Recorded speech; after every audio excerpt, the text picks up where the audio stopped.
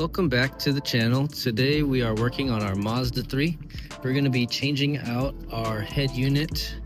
Right now we have an Eon head unit screen, and today we're going to be swapping it for something that's better. So this is from CarTech Studio, and they sent us a new and improved Android screen for the Mazda 3. The main difference with this is it's higher quality, more reliable, and it has a physical volume knob, because trying to deal with the plus minus on the touchscreen can get quite annoying when you're trying to focus on driving. So what comes in the box is the touchscreen with the volume knob, along with the module itself, which is right here with the ribbon cable attached already. If we look inside the box, we have plenty of instructions, very clear, easy to read, and we have all of the harnesses and wires necessary. Depends on which car you're ordering this for. If you order it for a different car, you're going to get a different custom harness so that everything works properly. Taking a look at the back ports, you can see we have a 360 cam port, an AR camera port, Wi-Fi, GPS, 4G antennas, 2 of them, OTG USB ports, 2 regular USB ports, radio antenna, external microphone, HDMI out. Let's go ahead and install it on the Mazda 3. This is a 2011 and it's very simple to remove the head unit from here. You just got to pry out the AC vents, and then you can take this out and then just swap the cables over. Everything is color coded, so it's super easy to do. Let's get started.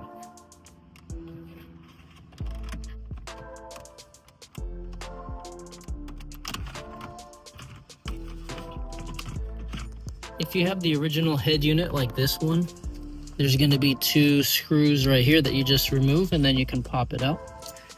But for this, there is no screws, so you can just pull and it'll come off very easily. From here in the back, you just got to remove these 3 cable harnesses, and then we can take the screen out and start swapping things over. So I got the old harness out and all the wires are freed up now. This big one right here is going to go to this one here, and everything pretty much connects to where they're supposed to connect to. This one goes to the head unit itself. This one right here goes to the antenna, which is right there. This one connects to the head unit, is for the antenna.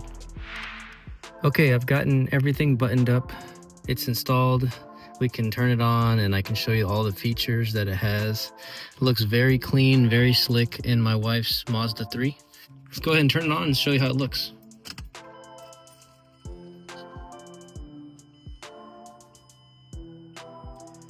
It's got a quick boot up time of about 2 to 3 seconds.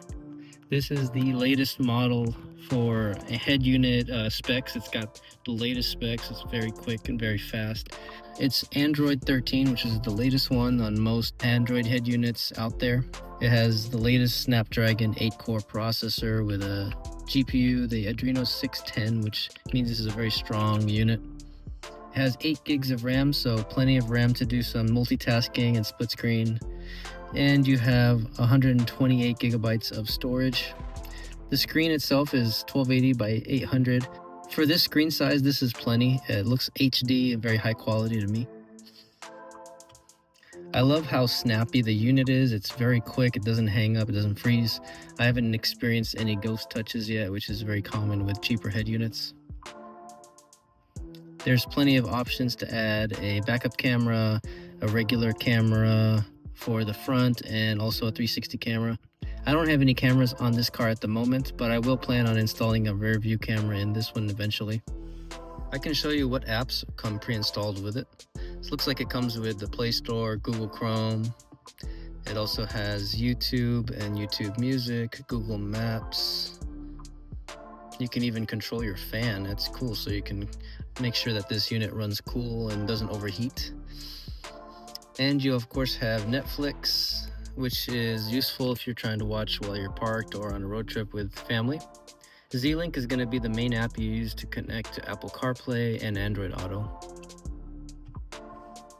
You can set up through wireless, which I'm going to show you how to do.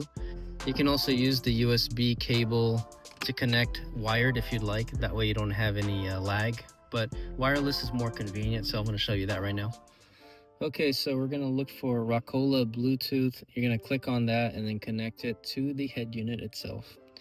It's going to ask for a pairing request. Let's go ahead and press pair. And then you can allow contacts and favorites to sync. Let's do that.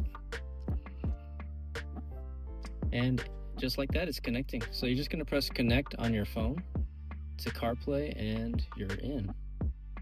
Very snappy, as you can see. Very quick, very seamless. The screen quality is amazing. It's very bright and clear.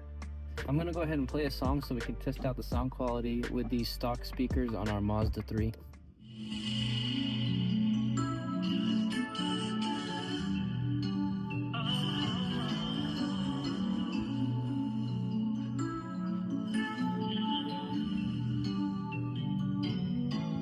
Everything had a crush on you, and ain't no way to ignore it. I think it's important to say what I wanted. Alright, so I can already tell the sound quality is a lot better. Let's listen to the bass real quick, just to kind of see how that sounds.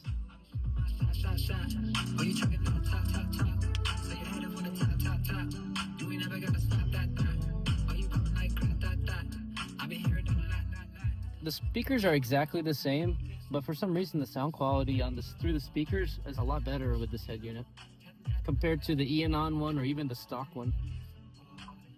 What's also great is you have an equalizer on this head unit.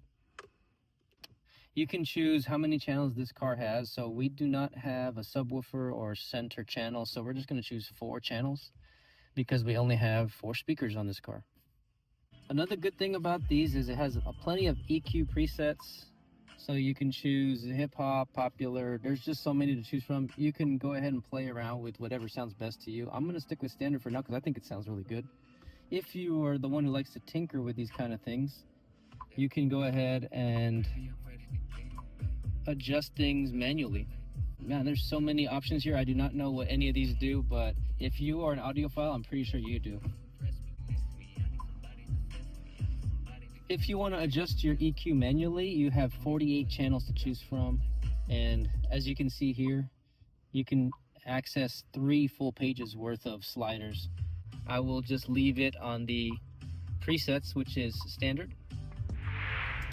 So we've been using this head unit now for a couple of days, and I got the backup camera installed, or the rear view camera installed. So I just wanted to show you what it looks like.